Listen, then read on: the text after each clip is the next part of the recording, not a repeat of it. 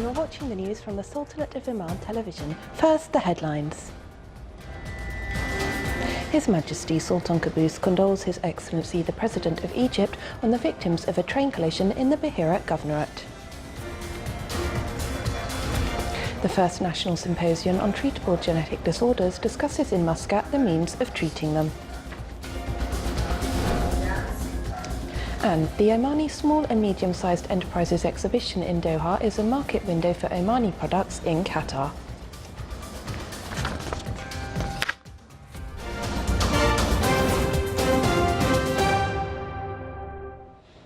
Those were the headlines. Now the news in detail.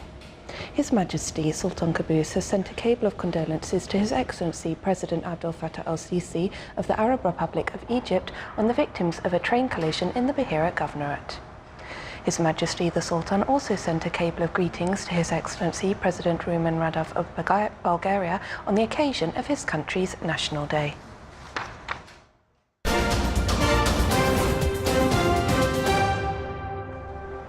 Metabolic diseases, their symptoms, concepts and means of treating them are the main topics discussed at the first National Symposium on Treatable Genetic Disorders.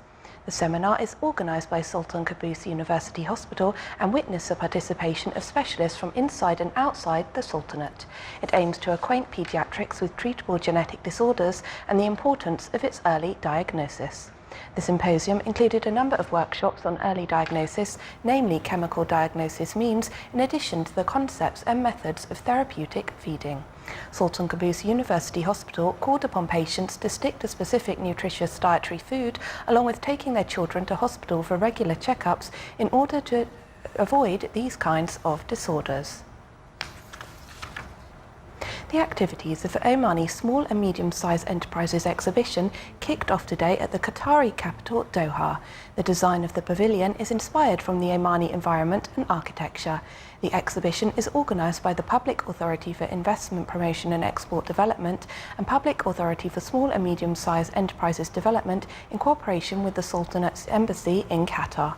The event aims to acquaint Qatari citizens with Omani products like handicrafts, perfumes, clothes, frankincense, honey and other accessories.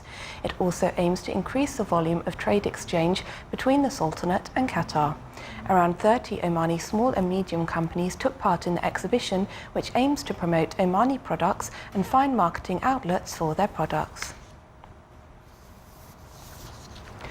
Municipal Council in the Governorate of Doha reviewed in its third meeting of the year a proposal to establish a centre for agricultural products and organise temporary exhibitions for handicrafts during the winter tourism season. The aim of organising this centre is to support local farmers in the Governorate and market their products. The Council also discussed recommendations of the Municipal Affairs Committee in the Wilayah of Sadar on organising the 5th Sadar Heritage Festival this year. It also discussed a number of topics with regard to enhancing services rendered to citizens. The Council got acquainted with a number of queries forwarded to it, like Salalah Free Zone Company's response to supply the Free Zone with a sufficient quantity of natural gas due to the increasing demand from companies investing in the natural gas sector. This step aims to bring more foreign investments to the Free Zone.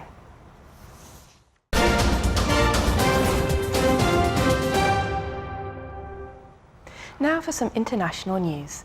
8 Turkish soldiers were killed in an offensive on a Kurdish-held enclave in northwestern Syria. The military announced that 13 others were wounded in the operation to oust the Syrian Kurdish People's Protection Units, or YPG, from Afrin. Clashes were reported in northwestern Afrin, where YPG fighters attacked Turkish forces through tunnels. A Turkish evacuation helicopter could not land after coming under fire until airstrikes cleared the area. The soldiers in critical condition were then evacuated. The military death toll has now reached 41 since the launch of the operation on 20th of January. Gunfire and smoke were reported today in Burkina Faso's capital today in a neighbourhood that houses embassies and United Nations offices and in another area where the army offices are located. Plumes of smoke rose above the army headquarters in western Ouagadougou as police and gendarmes responded. Barricades were erected to keep people from that area, the French embassy and the Prime Minister's office in the eastern part of the city centre, where gunfire was also heard and smoke seen. French authorities are on alert and warning of gunfire in Ouagadougou and telling French citizens to stay inside after the apparent extremist attack. French President Emmanuel Macron's office said he is following the situation closely. The attack comes 3 months after Macron visited the former French colony. The German government said today that US tariffs on steel and aluminium imports would hit international business trade hard. German Chancellor Angela Merkel's spokesperson Stefan Seibert said the tariffs would not solve issues of global overcapacity of both steel and aluminium with unilateral measures. US President Donald Trump risks sparking a trade war with his closest allies if he goes ahead with plans to impose the steep tariffs.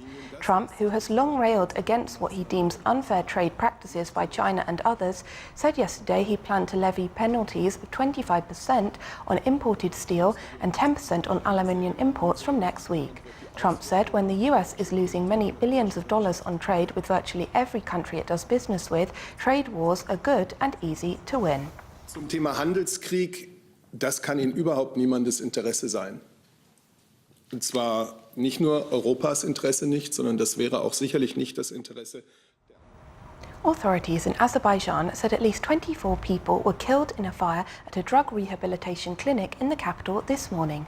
Police and prosecutors said in a joint statement that the fire broke out at 6 a.m. local time today in Baku and wasn't put out until 3 hours later.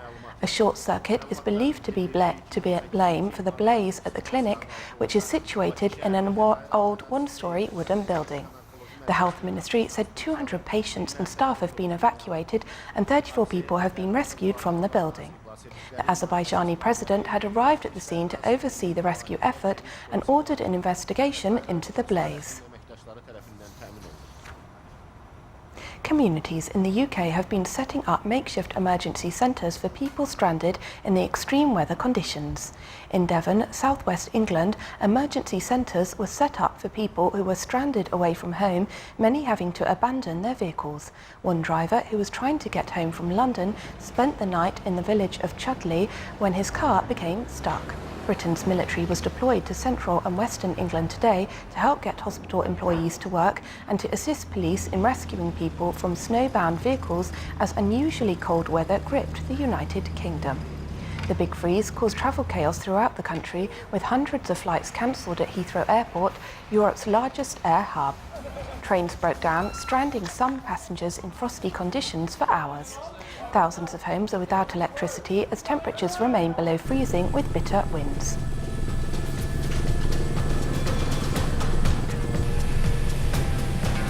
Still to come in our news bulletin.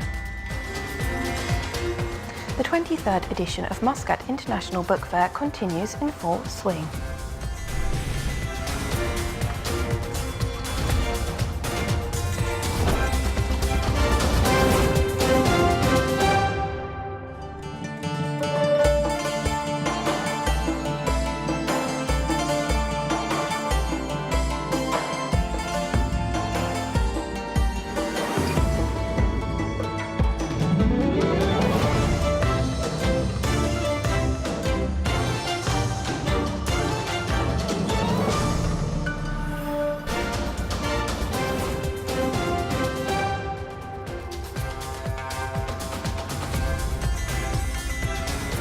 Welcome back to the news from the Sultanate of Oman television. Oman oil May delivery decreased today by $1.11 to reach $60.67 per barrel. The average price of Oman oil March delivery reached $66.32 per barrel, increasing by $4.75 compared to the price of February delivery.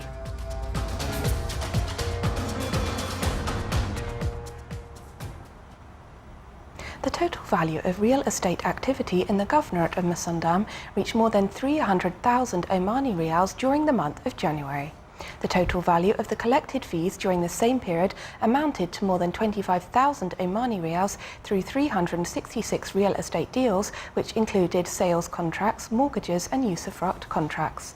The total number of the issued ownership deeds reached 217, out of which 8 ownership deeds are owned by citizens from other Gulf countries. The 23rd edition of Muscat International Book Fair continues to witness large numbers of visitors. More details in the following report by Abdullah bin Ahmed Al-Rabai. The 23rd edition of Book Fair, with fresh titles and new publications covering a wide range of topics and interest based on age groups, is in its last days of its event, which gives opportunity for all to experience the joy of reading.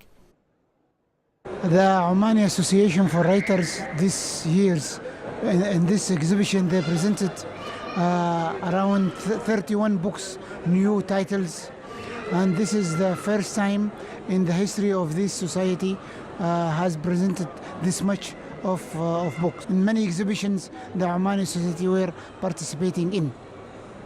And besides that, I have also participate in a speech about the artist Salim Ali Saeed, the Omani artist Salim Ali Saeed. He's one of the famous artists in Oman, and we talk about his life, about his songs, his musics. That was in the cultural club. The things here in Oman, which I am happy with, is the whole exhibitions is full with Omanis, and you'll find everyone holding a bags full of books, and that's good. Give us to everybody, to me, to the to the children, give us a good signs for the Oman future. The center here features a wide range of exciting side events. From the special award ceremonies and book signings and launches to lectures, film screenings and music. I have attended to a session in the exhibition of a book, one about culture in Salon Saida Khatir, Dr. Saida Khatir, and one about cinema and further view about cinema presented by Abdullah Habib. I have really enjoyed and I got benefit from it. As well as fun kids activities.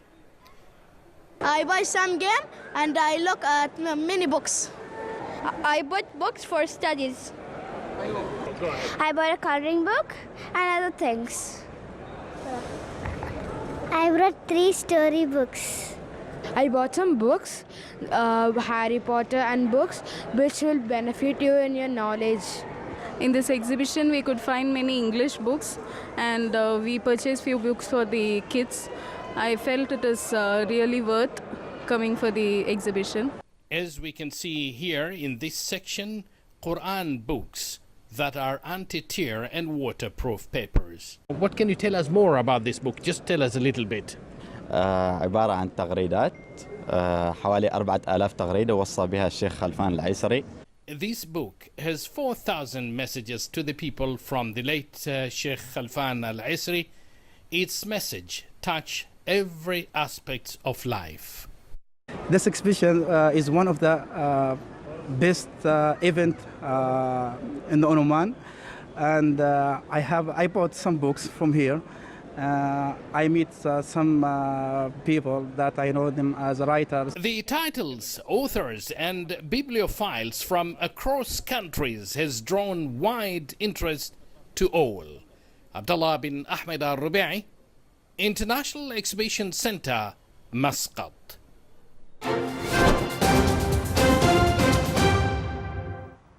Now for the general weather forecast around the Sultanate. Clear skies will prevail over the Sultanate, with chances of low clouds and fog late at night over the governorates of Dahira and Al Baraymi. Winds will be northerly to northwesterly, light to moderate. Seas will be moderate to rough, with a maximum wave height of 2.5 metres.